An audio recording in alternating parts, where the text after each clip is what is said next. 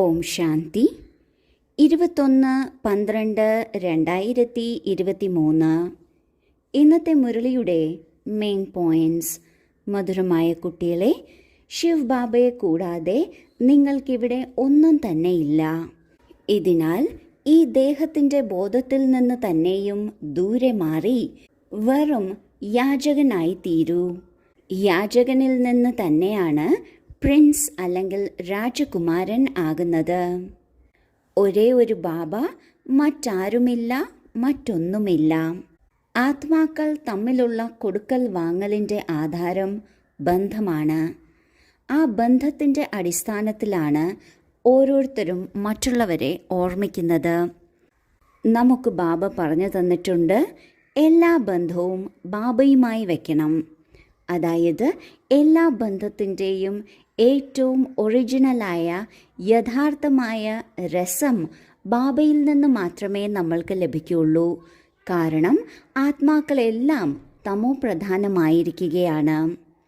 അതുപോലെ തന്നെ വസ്തുക്കളിൽ നിന്ന് നമ്മൾക്ക് സുഖം പ്രാപ്തമാകുന്നു, അല്ലെങ്കിൽ കംഫർട്ട്, സൗകര്യം പ്രാപ്തമാകുന്നു. എന്നാൽ ഈ സുഖവും സൗകര്യവും നമ്മൾ ബാബയുടെ ഓർമ്മയിൽ നിന്ന് എടുക്കണം. തീർച്ചയായും വസ്തുക്കൾ ഉപയോഗിക്കാം, പക്ഷേ ബാബയുടെ ഓർമ്മയിലൂടെ എല്ലാ കാര്യങ്ങളിൽ നിന്നും നമ്മളുടെ മനസ്സ് മാറി ഒരേ ഒരു ബാബയിൽ തന്നെ ബുദ്ധിയോഗം യോജിക്കുന്നു. ഇതിനെയാണ് യഥാർത്ഥ ഭിക്ഷക്കാരൻ അല്ലെങ്കിൽ യാചകൻ എന്ന് പറയുന്നത്. സ്വന്തമായി ഒന്നും തന്നെയില്ല, ഒരു ബാബ മാത്രം.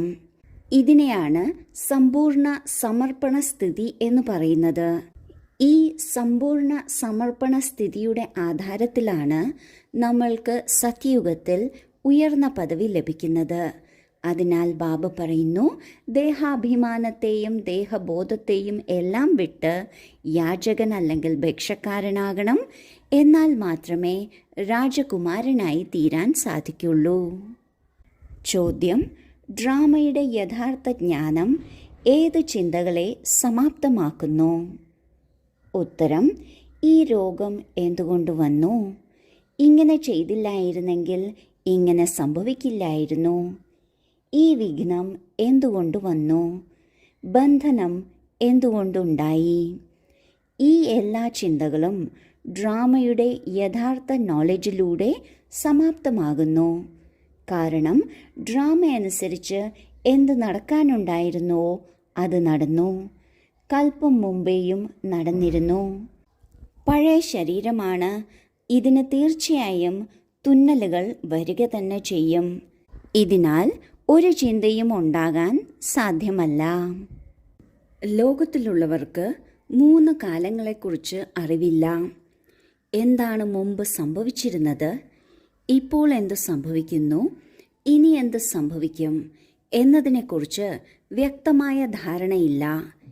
ഇപ്പോൾ എന്ത് സംഭവിക്കുന്നു എന്നതിനെ അല്പസ്വല്പം കാണുകയോ കേൾക്കുകയോ അറിയുകയോ മാത്രമാണ് ചെയ്യുന്നത്. ഇത് കാരണം ഒരു അരക്ഷിതാവസ്ഥ ഉണ്ടാകുന്നു, ഭയം തോന്നുന്നു. എന്നാൽ നമ്മൾ കുട്ടികൾക്ക് 3 കാലങ്ങളുടെയും ജ്ഞാനം ബാബ തന്നിട്ടുണ്ട്.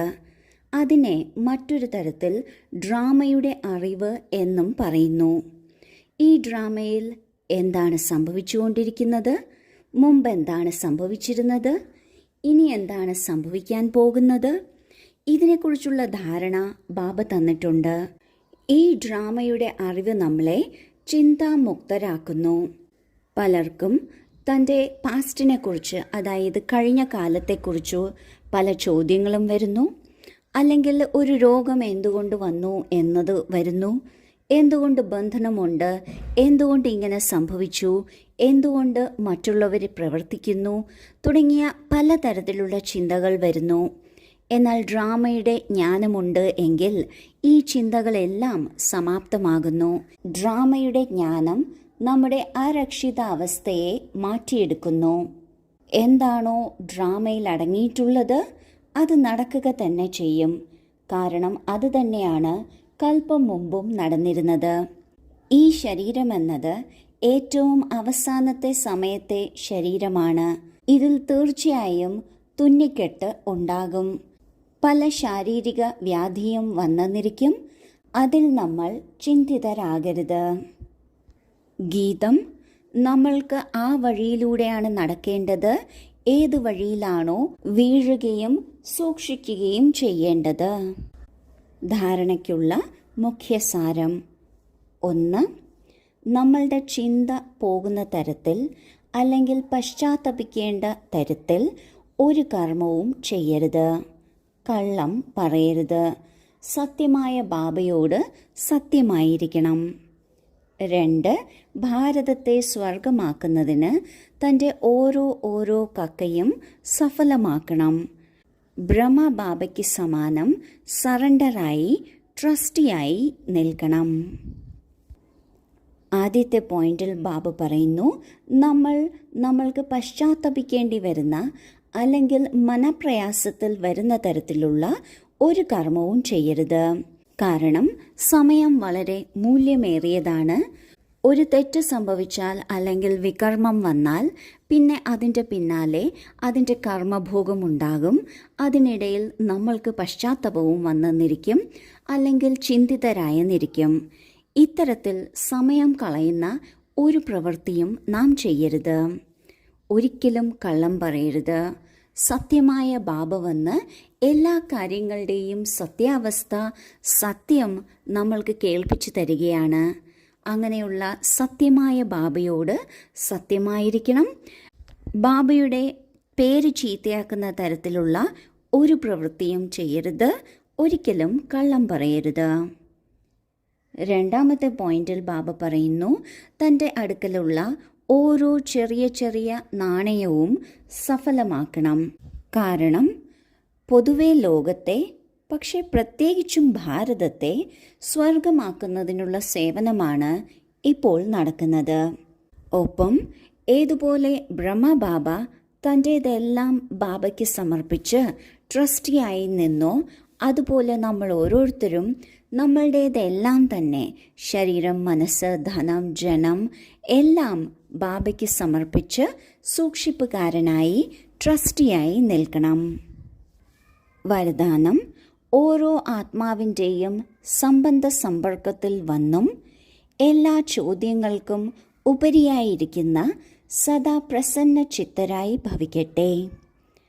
ഓരോ ആത്മാവിൻ്റെയും സംബന്ധ സമ്പർക്കത്തിൽ വന്നുകൊണ്ടും ഒരിക്കലും ഉള്ളിൻ്റെ ഉള്ളിൽ ഈ ഒരു ചോദ്യം ഉണ്ടാകരുത്: ഇവരെന്തുകൊണ്ട് ഇങ്ങനെ ചെയ്യുന്നു? എന്തുകൊണ്ട് സംസാരിക്കുന്നു? ഈ കാര്യം ഇങ്ങനെയല്ല, അങ്ങനെയാണ് നടക്കേണ്ടത്. ആരാണോ ഈ ചോദ്യങ്ങളിൽ നിന്ന് ഉപരിയായിരിക്കുന്നത് അവർ തന്നെയാണ് സദാ പ്രസന്ന ചിത്തരായി ഇരിക്കുന്നത്. എന്നാൽ ആര് ഈ ചോദ്യങ്ങളുടെ ക്യൂയിലേക്ക് പോകുന്നുവോ, രചന രചിക്കുന്നുവോ, പിന്നെ അവരുടെ പാലനയും ചെയ്യേണ്ടി വരുന്നു. സമയവും എനർജിയും രണ്ടും നൽകേണ്ടി വരുന്നു. ഇതിനാൽ ഇത്തരത്തിലുള്ള വ്യർത്ഥരചനയുടെ ബർത്ത് കൺട്രോൾ നടത്തൂ. നമ്മൾ ബ്രാഹ്മണ ആത്മാക്കളാണ്.